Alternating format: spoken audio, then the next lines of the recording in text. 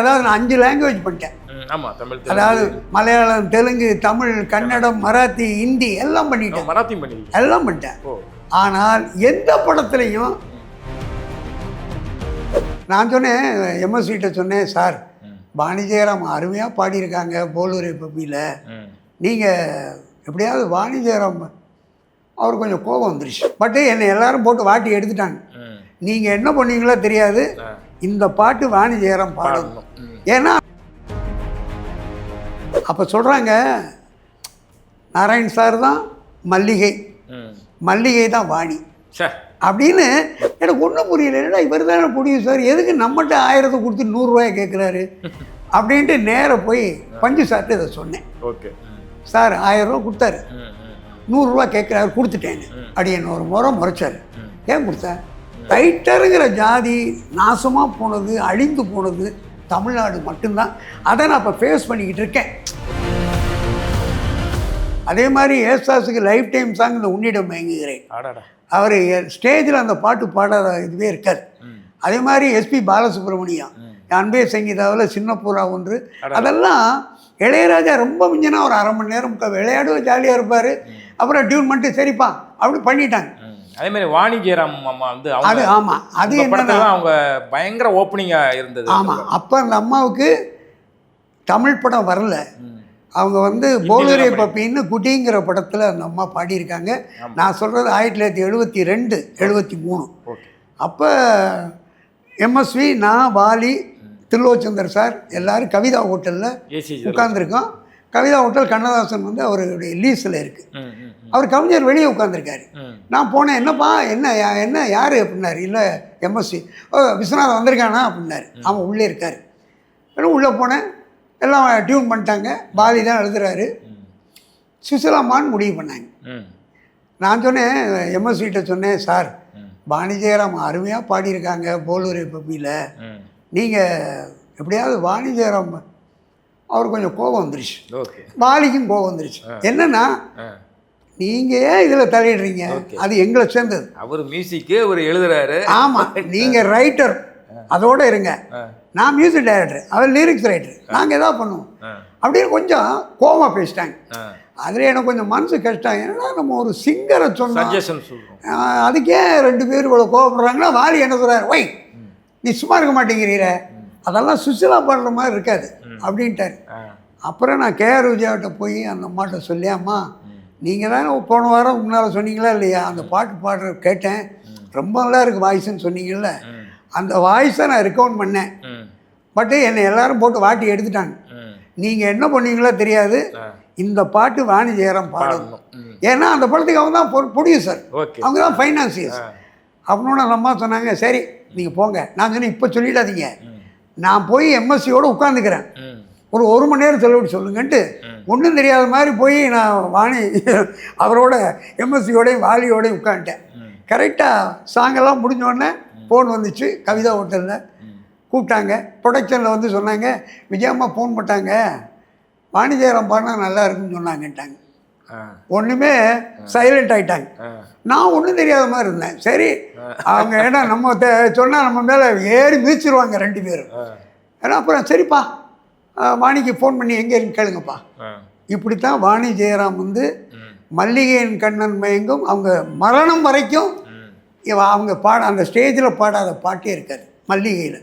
அவங்க என்னென்னா என்னை பார்க்குறதெல்லாம் ஒன்று சொல்லுவாங்க. அந்த அம்மா கடைசியாக சிவி ராஜேந்திரனுடைய மரணத்துக்கு நான் போயிருந்தேன். டைரக்டர், ஆமாம், டைரக்டர் சிவிஆருடைய மரணத்துக்கு போயிருந்தேன். அங்கே நம்ம எல்லோரும் அவருடைய சுற்றி சிறியர் சாருடைய குரூப் பூரா இருக்காங்க. அப்போ நான் போனோடனே வாணி அங்கே இருக்காங்க. ஓகே.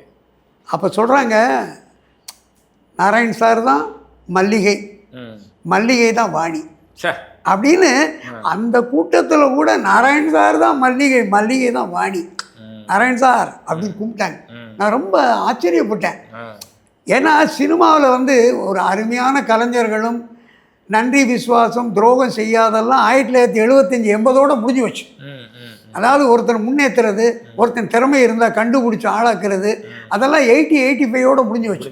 அதுக்கப்புறம் உங்களுக்கு திறமை இருக்குன்னு தெரிஞ்சால் முதல்ல போட்டு உங்களை மிதித்து எந்திரிக்க விடாமல் ஊருக்கு அனுப்பிச்சாரு. நண்டு கூட்டம், இதுதான் உண்மை. ஆனால் ஒரு நம்மகிட்ட ஒரு திறமை இருக்குன்னா அதை தூண்டி விட்டாங்க.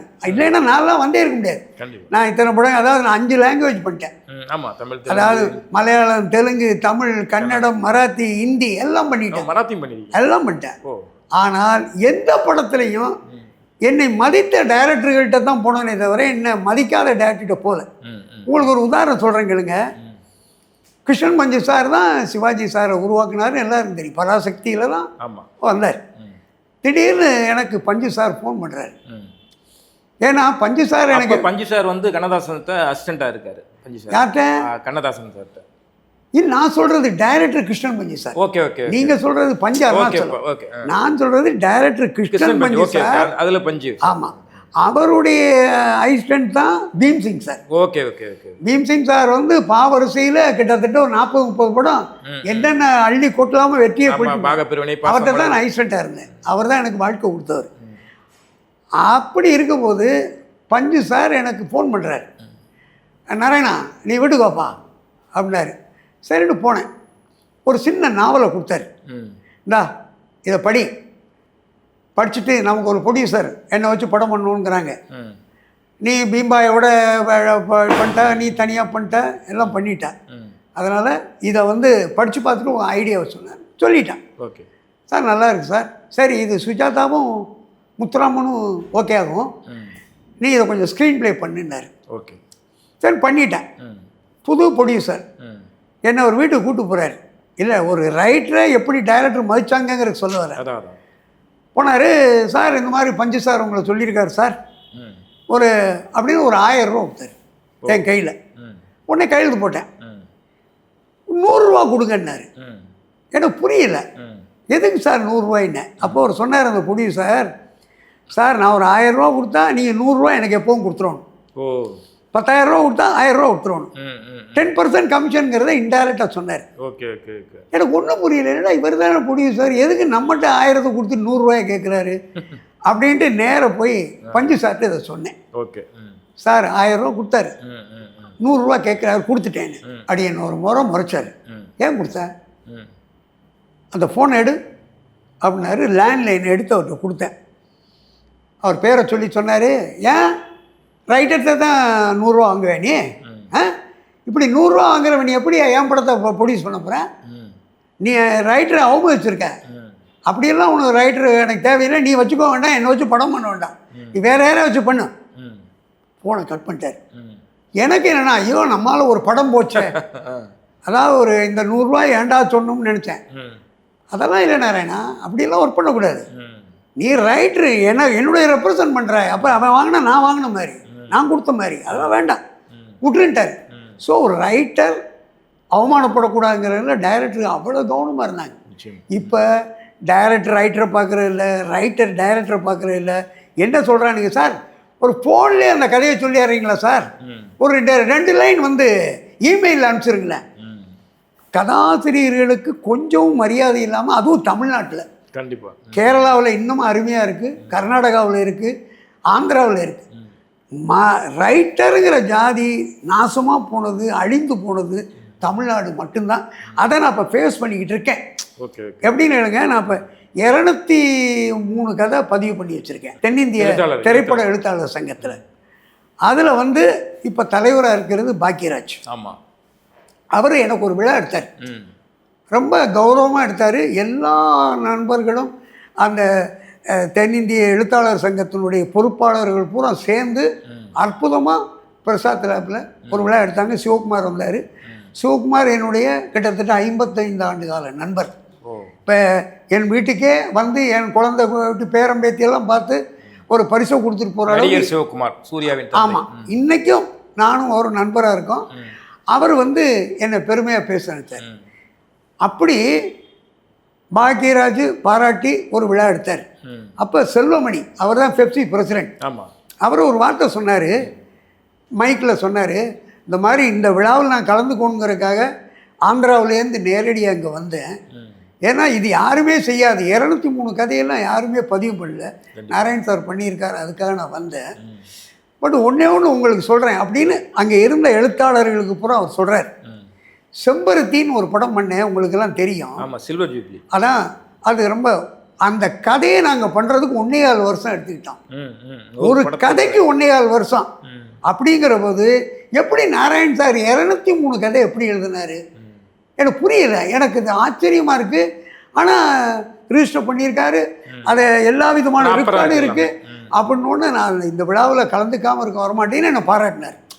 ஸோ இந்த மாதிரி ரைட்டர்களை மதிக்கிறது இருக்கிறாங்க. ஒரு செக்ஷன் இருக்காங்க. ஒரு செக்ஷன் என்னென்னா நிறைய பேர் ரைட்டர் எதுக்குங்கிறாங்க. சார் ஒரு 2 படம் வந்து மொபைலில் தட்டி பார்த்தா அந்த சேனல் வருது, இந்த சேனல் வருது, அதுலேருந்து இன்ஸ்பயர் பண்ணிட்டு போகலாம். அதான் பிரம்மாண்டங்கள் மட்டும்தான் இன்றைக்கி சினிமான்னு நினைக்கிறதுனால தான் இன்றைக்கி தமிழ் சினிமாவில் கதையே இல்லாமல் போச்சு. கதை இருந்த காலம் போய் இப்போ ஒரே அடி புடி சண்டை பிரம்மாண்டங்கள். அதாவது கிராஃபிக்ஸு ஒரு காலத்தில் சிவாஜி சார் வந்து கொடையை பிடிச்சிக்கிட்டு தான் மேக்கப் போட்டார். எவ்வளோ வெயிலையும் ஒருத்தர் கொடை பிடிச்சிக்கிட்டு இருப்பார், மேக்கப் போட்டிருப்பார், ஷார்ட் ரெடினா போய் நிற்பார். அவரெல்லாம் ரைட்டருக்கு கொடுத்த மரியாதையெல்லாம், அதாவது திடீர்னு என்ன ஒரு நாள் கூப்பிட்டு கதை இருந்தால் நீ அருணாச்சலம் ஸ்டுடியோ வா அப்படின்னு சொல்கிறார். ஓகே போகிறேன். வாழ்க்கை ஷூட்டிங் நடந்துக்கிட்டு இருக்கு. சிவிஆர் டைரக்ட் பண்ணுறாரு. பின்னால் வந்து டைரக்டர் சிறியர் சார் நிற்கிறாரு. வெயில். ஓகே தான் அவர் சிவி சார் இருந்தார், சிவி ராஜேந்திரன் சார். ஆமாம், அவர் என்றாரு. பின்னால் வந்து சிறியர் சார் ஏதோ பேசுகிறக்கா நிற்கிறார்.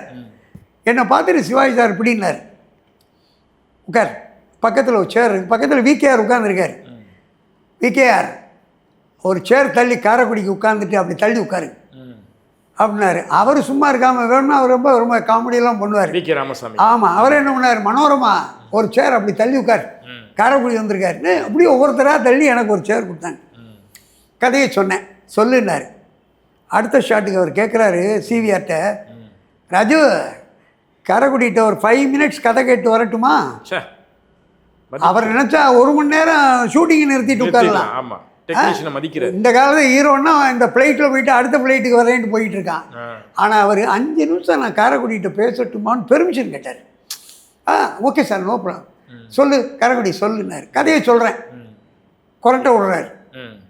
எனக்கு ரொம்ப மனசுக்குள்ள ஐயோ கதை பிடிக்கல, என்ன கொரட்டை விடுறாரு அப்படின்னு அப்படி முடிச்சு பார்த்தாரு. என்ன ஏன் கதையை நிறுத்தினாயின்னாரு. தூங்கல?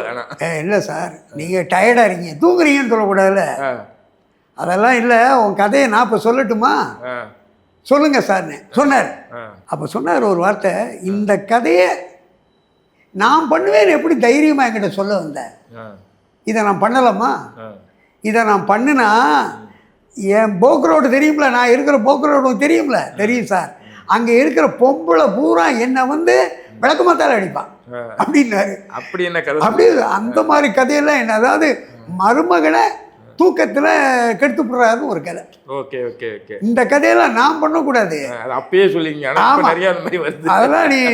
அதெல்லாம் வேண்டாம். நீ நல்ல ரைட்ரு, திருலோச்சந்திரட்ட இருக்க, பீம்சிங்கிட்ட இருந்திருக்கிற, அதெல்லாம் இல்லை. நல்ல கதையை எடுத்துக்கிட்டு என் பர்த்டே நீ வா, நாளைக்கு வா அப்படின்னாரு. எத்தனை மணிக்கு வர சார்? 5 மணிக்கு வர்றியா? அதிகாலை சொல்கிறேன். அதிகாலையில்? ஆமாம், 5 மணி. சரி சார்ன்ட்டேன். உடனே ஒரு கதையை ரெடி பண்ணிட்டு 5:20க்கு போகிறேன். அப்படி பார்த்தாரு. மாடியில் வந்து கீழே அவருடைய திரிகோணம்னு ஒருத்தர், என்ன சார் டைம் ஆச்சு, 20 நிமிஷம் அதிகம் அப்படின்னு. டைம் என்ன சார், அவர் மாடியில் இருக்கார் சார் அப்படின்னு சைகையில் சொல்கிறாரு. மாடிக்கு போனேன். அப்படி உட்காந்துருக்காரு அந்த கட்டபொம்மன் சேரில், இன்னும் மறக்க முடியல. கம்பீரமாக அப்படி சிகரெட் பிடிச்சிக்கிட்டு அப்படி உட்காந்துருக்காரு. சார் அப்படின்னு திரும்பி பார்த்தாரு. அப்படின்னாரு. அவர் பக்கத்தில் ஒரு கிரேட் அண்ட் டாக்கு படுத்து கிடக்கு. நான் உடனே சொன்னேன், சார் அதை நாயின்னு சொல்கிறதுக்கு பயமாக இருக்கு, ஏன்னா அவருக்கு பக்கத்தில் இல்லை, அவருக்கு பக்கத்தில் இருக்குது சார் அப்படின்னா. அதெல்லாம் உன்ன மாதிரி பணம் கொடுக்குற ப்ரொடியூசரை கடிக்காது, வாசுமா. அவர் எப்போவும் ஜோவியலாக இருந்தால் நல்ல காமெடி பண்ணுவார். அப்படி உட்கார சொன்னார். உட்கார்ந்தேன். கதையை சொல்லுனார். சொன்னேன். 1 மணி நேரம். அதாவது ஒய்ஃபை கூப்பிட்டாரு. காரைக்குடி தெரியுங்களா? தெரியுங்க, பெங்களூருக்கெல்லாம் நம்ம அசோகா ஹோட்டலுக்கு வந்தார். நம்ம திருலோக்கோட ரைட்ரு, பீம்பாயோட அசிஸ்டண்ட்டு. அதனால் நம்ம வீட்டு மாட்டு பால் கறந்து காப்பி கொடுமா அப்படின்னாரு. கொண்டாந்து சொல்லினார். அப்படி சிகரெட் பிடிச்சிட்டு என்னை மட்டும்தான் பார்த்தார். அப்படி சிகரெட்டை கூட இப்படி பக்கத்தில் இப்படி தான் கொடுப்பார், திருப்பி கூட கொடுக்க மாட்டார். கேட்பார். அப்புறம் கையை நீட்டு வர வைப்பான், பிடிப்பார், இப்படி கொடுப்பாரு. நான் சொல்லிக்கிட்டு இருக்கேன் கேட்டார். அப்படியே ஒரு 2 நிமிஷம் யோசிச்சார். சொல்லி முடிச்சிட்டிங்களா? சொல்லி முடிச்சிட்டேன். ஓகே. அப்படியே யோசிச்சுட்டு சொல்கிறாரு, இது கதை, நேற்று சொன்னியே அது கதையா, அது இதை நீ பண்ணுற, நான் உனக்கு டேட் தரேன், இந்த மூக்கை தொட்டியெல்லாம் சுடாத, இந்த அவனை கூட்டியாடுறது, இவனை ரைட்டரை கூட்டியாடுறது, இவனை நீ உனக்கு என்ன இருக்கோ அதை பண்ணிக்க. இன்னொன்று ஒரு டைரக்டர் ரா சங்கரன். ரா சங்கரையரை பற்றி நான் உனக்கு பெருமையாக சொல்லணும். என்னென்னா ஆரம்ப காலத்தில் எனக்கு திருலோச்சந்தர் சார் லைஃப் கொடுத்தாரு ரைட்டராக. அந்த நேரத்தில் எனக்கு தொடர்ந்து 4 படம் கொடுத்தவர் ரா சங்கரன். நீங்கள் இந்த நம்ம மணிரத்னம் படத்துல எல்லாம் சந்திரமௌலியா நடித்தார், சங்கரையர்னு சொல்லுவாங்க. ரா சங்கரன் ஒரு காலத்தில் எம்ஜிஆரும் சிவாஜியும் அவர் டைலாக் சொன்னால் தான் கேட்பாங்க. அப்படி சங்கர் சாருடைய அசோசியேட் இருந்தார். Okay okay okay. அவருடைய கல்யாணத்தில் எம்ஜிஆரும் சிவாஜியும் கைகோர்த்து நடந்து போவாங்க. அவ்வளோ தூரம் வேல்யூபிள் அசோசியேட் டைரக்டர். அப்புறம் டைரக்டர் ஆனார், என்னை வச்சு படம் பண்ணார். அவரை கூப்பிட்டு சொல்கிறாரு, சங்கரேயர் உங்கள் ரைட்டர் தானே, நீங்கள் தானே கௌரவம் கூடவே இருந்து பண்ணீங்க, காரைக்குடிக்கும் ஹெல்ப் பண்ணுங்க, படத்தை பண்ணுங்க, ரொம்ப நல்லா வரும், நல்ல கதை பண்ணியிருக்கார் அப்படின்னு எனக்காக அவரை கூப்பிட்டு வர சொல்லி சிபாரிசு. நான் சொன்னேன், சார் அவரே 10-15 படம் டைரக்ட் பண்ண, அதெல்லாம் இல்லை, பண்ணால் இன்னும் உங்கள் ஃப்ரெண்டு தானே, ஹெல்ப் பண்ணுவார், செட்டில் அவர் இருப்பார், ஏன்னா என் சைக்காலஜி அவருக்கு தான் தெரியும் அப்படின்னு சொல்லி பண்ணி ஒரு ரைட்டர் நல்லா இருக்கணுங்கிறதுக்கு அவனுடைய கிரியேஷன் படைப்புகள் நல்லா இருக்கும்னு நினைத்த காலம் இதெல்லாம். நிச்சயமா நான் சந்தித்த காலமெல்லாம் இதுதான். கண்டிப்பாக. அதாவது நான் தெலுங்கு படம் பண்ணும்போது ஜக்கையா வந்து எம்பி. ஓ. தெலுங்கானாவுடைய ஃபர்ஸ்ட் எம்பி ஜக்கையா. அவர் எனக்கு ஃபோன் பண்ணுறாரு. அப்போ நான் வந்து பேச்சுலர் ரூமில் இருக்கேன். எங்கேயோ இருந்து ஃபோன் வரும், ஒருத்தன் கூப்பிடுவான், சார் உங்களுக்கு ஃபோன் வந்துருன்னு போய் பேசுகிறேன். சார் ஜக்கையான்னு பேசுகிறேன், உங்களுக்கு வண்டி அனுப்புகிறேன், உங்கள் அட்ரஸ் கொடுங்க, என்னை வந்து பாருங்கன்னு சொல்லலை. சரி நான் அவரை போய் பார்க்க போகிறேன். கீழ்ப்பாக்கத்தில் இருக்கார். அவர் வந்து பத்மஸ்ரீ. இன்னொன்று தெலுங்கில் வந்து மிகப்பெரிய ஆர்டிஸ்ட் அவர். ஓகே. அவர் சொன்னார், உங்கள் அச்சாணி கதையை என்கிட்ட சொன்னாங்க, பட் இருந்தாலும் ஒரிஜினல் ரைட்டர் சொல்கிறத கேட்குற த்ரில் இருக்காதுங்கிறது தான் உங்களை வர சொன்னேன். Okay okay. நான் அந்த படத்தில் நடிக்கிறேன்னு சொல்லியிருக்கேன், எங்கே எனக்கு ஒரு 10 நிமிஷம் கதையை சொல்லுங்களேன் அப்படின்னு அந்த கதையை கேட்டு அப்புறம் அன்றைக்கி அவர் வீட்டில் என்னை சாப்பிட வச்சு என்னை கொண்டு போய் வீட்டில் விட சொன்னார். இது மாதிரி ஒரு ஆர்டிஸ்ட்டு பூரா கதைக்கு மரியாதை கொடுத்தது சாதாரணமாக இல்லை. அதாவது விஷ்ணுவர்தன்ட்ட போவேன், காரைக்குடி நீங்கள் என்னோட சாப்பிட்டுக்கிட்டே பேசுங்கன்னு பேலஸில் எங்கள் பெங்களூரில் என் படம் பண்ணுற போது அவர் உட்கார வச்சு எனக்கு பக்கத்தில் உட்காந்து கதையை கேட்டு அப்புறம் அவருடைய ஒப்பீனியன் சொல்லுவார். தவிர இன்றைக்கி அந்த ட்ரெண்டே போயிடுச்சு. நிச்சயமாக நிச்சயம் சுத்தமாக. அதாவது கோவிந்தா எம்பி. ஆமாம், எம்பி. அவர் என் படம் ஆக்ட் பண்ணுறாரு ஹத்கடி, ஹிந்தியில் ஃபஸ்ட்டு ஹிந்தி. பண்ண. ஆமாம், இங்கே வர்றாரு, ஃப்ளைட்டில் வர்றாரு. வந்தோடனே டி ராமாராவ் அந்தா கானுன்னு படம் பண்ண அவர் தான் ரஜினிகாந்தை ஹிந்திக்கு இன்ட்ரோடியூஸ் பண்ணுவார். அந்தா கான் அவர் டைரக்டர், நான் ரைட்டர். உடனே அவர் அறிமுகம் பண்ணோன்னே என் காலை தொட்டு கும்பிட்டார் கோவிந்தா. கோவிந்தா அப்போ பெரிய ஹீரோ அவர். எனக்கு ஒன்றும் எவ்வளோ பெரிய. அவர் சொன்னார், சார் நீங்கள் அதெல்லாம் விட்டுருங்க சார், நீங்கள் இப்போ கதை சொல்கிற குரு, அது என்னுடைய பழக்கம், நீங்கள் சொல்லுங்கள் சார் அப்படின்னு கதையை கேட்டு எல்லாம் ஓகே. ராமராவ் சத்தை ஹிந்தியில் சொல்கிறார், இல்லை கதை நல்லா இருக்குது, இதை நம்ம பண்ணுறோம் அப்படின்ட்டு எங்கிட்ட ஒரு ரிக்வஸ்ட்டுன்னாரு. என்ன சார்னு கேட்டேன் கோவிந்தாவை. ஒன்றும் இல்லை சார், நான் ரஜினிகாந்தோட ஃபேன் சார். அவர் சொல்கிறாரு, எனக்கு புரியல, இவர் பெரிய ஹீரோ, இவர் ரஜினிகாந்த் ஃபேன்கிறாரு, சொல்லுங்கன்னு சொன்னேன். இல்லை சார், எனக்கு ஒரு கேரக்டரு, அந்த 2 கேரக்டரில் ஒரு கேரக்டர் ரஜினிகாந்த் ஃபேனை ஆக்ட் பண்ணணும் சார், அது மாதிரி கிரியேட் பண்ணுங்க சார்னாரு. கொஞ்சம் கன்ஃபியூஸ் ஆகிட்டேன், என்னமோ சொல்கிறாரு. சரி அவர் கேட்டுட்டு பாம்பேக்கு ஃப்ளைட்டில் போகிறாரு, டைரக்டர்கிட்ட கேட்டுக்கலாம் அப்படின்னு விட்டா சொல்லிட்டு போயிட்டார்.